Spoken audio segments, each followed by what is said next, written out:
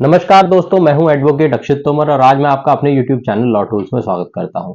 दोस्तों, आज हम जिस टॉपिक पर बात करेंगे उसमें हम डिस्कस करेंगे कि सेकंड मैरिज करने से पहले आपको किन किन कानूनी बातों का ध्यान रखना चाहिए, कौन कौन से वो लीगल पॉइंट्स हैं जो आपको ध्यान में रखने चाहिए जब आप सेकंड मैरिज करते हैं या दूसरी शादी करते हैं। अक्सर कपल्स हमारे पास आते हैं जो सेकंड मैरिज करते हैं या उनकी जो सेकंड मैरिज है वो हमारे थ्रू कोर्ट मैरिज उसको कराना चाहते हैं। तो हमसे पूछते हैं कि सर हमें कौन-कौन से डॉक्यूमेंट्स जो हैं देने होंगे, कौन-कौन से जो दस्तावेज़ हैं, जो हमें सेकंड मैरिज के समय पे देने होंगे जिससे हमारी जो सेकंड मैरिज है वो प्रॉपर्ली हो सके। तो जब भी आप सेकंड मैरिज करते हैं, सेकंड मैरिज इंसान जो करता है, वो अक्सर जो कंडीशंस होती हैं, वो कंडीशन होती हैं कि उनका जो फर्स्ट पार्टनर है उसकी डेथ हो गई है या फर्स्ट जो उनका पार्टनर था उसके साथ उनका डाइवोर्स हो चुका है। तभी जो कोई पर्सन है वो सेकंड मैरिज के बारे में प्लान करता है। तो अगर आप उस कंडीशन में फॉल करते हैं जहां आपका फर्स्ट जो आपका पार्टनर था उसके साथ डाइवोर्स हो गया है, तो आपको जो डॉक्यूमेंट्स आपके पास जो होने चाहिए, स्पेशली डॉक्यूमेंट जो जनरल डॉक्यूमेंट है, आपका Aadhaar card, PAN card, 10th class की मार्कशीट, वो तो जनरली होने ही चाहिए। उसके अलावा इस केस में आपके पास प्रॉपर डाइवोर्स डिक्री होनी चाहिए।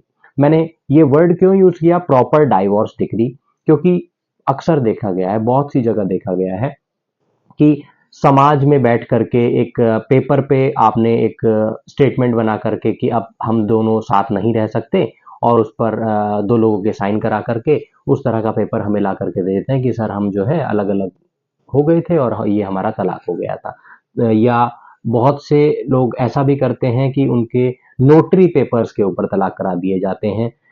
नोटरी एफिडेविट्स के ऊपर उनके जो है पेपर्स बनवा दिए जाते हैं, उनको कह दिया जाता है कि आपके तलाक हो चुका है।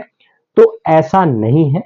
इन डॉक्यूमेंट्स को, इन पेपर्स को वैलिड डाइवोर्स डॉक्यूमेंट्स नहीं माना जाता है। वैलिड डाइवोर्स डॉक्यूमेंट्स जो हैं वो आपके ऑनरेबल कोर्ट से ही इशू होते हैं। जो कोर्ट के डॉक्यूमेंट्स होते हैं उन्हीं को प्रॉपर डॉक्यूमेंट माना जाता है। तो आपके पास जो डाइवोर्स डिक्री है वो कोर्ट की डाइवोर्स डिक्री होनी चाहिए।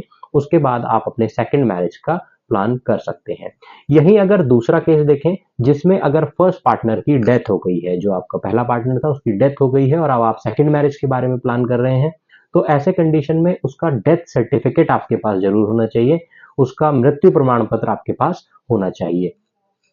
क्योंकि अगर आप पहले केस की अगर हम बात करें बिना डाइवोर्स डिग्री के सेकंड मैरिज कर लेते हो और दूसरे केस में अगर हम बात करें बिना डेथ सर्टिफिकेट के अगर सेकंड मैरिज कर लेते हो, तो आपको इसमें आगे चल के बहुत सारी कानूनी समस्याओं का सामना करना पड़ सकता है। क्योंकि अगर ये बात बाद में पता चलती है कि आपने बिना पहली मैरिज को डिसॉल्व किए हुए सेकंड मैरिज कर ली है, तो आपके ऊपर बाइगेमी का केस हो सकता है, जिसको 494 आईपीसी में हम अब तक जानते थे और अभी जो नए कानून आए हैं उसमें हम सेक्शन 82 सब क्लॉज 1 में देखते हैं। बाइगेमी एक ऑफेंस है क्योंकि आपको सिर्फ एक शादी करना अलाउड है एज पर लॉ, लेकिन अगर आप सेकंड मैरिज करते हैं तो आपके पास ये प्रॉपर डॉक्यूमेंट्स होने चाहिए। अगर आप इनके बिना सेकंड मैरिज करते हो तो आपके अगेंस्ट केस भी हो सकता है। तो ध्यान रखिए, अगर आप कोर्ट मैरिज करना चाहते हैं या अरेंज मैरिज करना चाहते हैं, स्पेशली सेकंड मैरिज के केस में मैं आपको बता रहा हूं, तो आपके पास ये प्रॉपर डॉक्यूमेंट्स होने चाहिए। उसके बाद ही आप इस तरह का